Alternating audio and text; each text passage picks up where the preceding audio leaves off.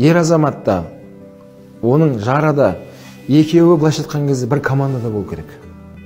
Былайша айтқан кезде.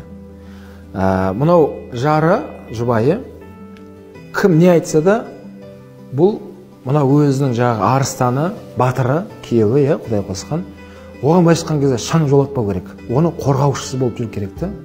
Сол кезде бұлардың ішіне ешкім кіре алмау керек. Бәсе, дұрыс айтасың, кейін кезде өзгеріп жүр, мен өзімде команданып жүрген едім деп, солардың командасына өтіп кетсе әйел адам егер, жаңағыдай өсекшілер қауымына, ол жақсылыққа бармайды.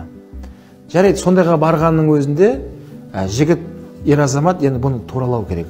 Оны қалай туралау керек? Жұбайын көлігіне отырғызып алып, киноға бару керек екен. Кинодан шығып кафеге бару керек.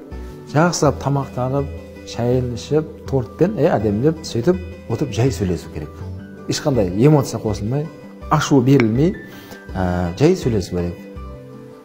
Сөйтіп айту керек. Міне, Құдай қосқан қосағымызын, Алла берген балаларымыз бар.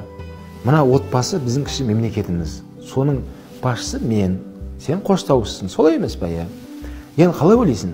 Қазір біздің мына отбасымызға сырттағы адамдардың айтуы бойынша біз осылай шешім қабылдасақ, бұның баратын жерін білесің ба деп, кішкене бұл анализ жасап беру керек жігіт адам.